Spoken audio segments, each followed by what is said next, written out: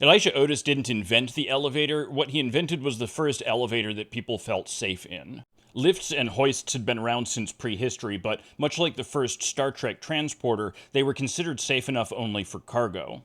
I had always assumed that Otis had used a balls-out style governor like from a steam engine, but the mechanism actually works like this. Otis's elevator had a mechanism between the cable and the elevator car. When there is tension on the cable, the levers retract, allowing the car to move freely. But when the cable breaks, the tension is released, and a spring pushes the levers, engaging the pawls along the rails, holding it securely.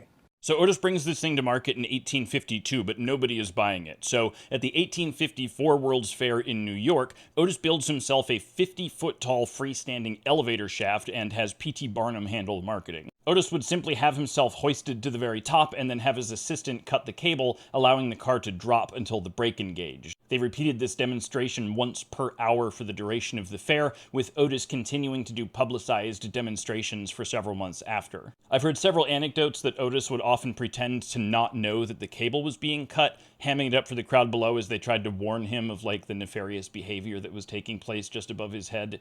As of 2016, there were 2.5 million Otis elevators in the world.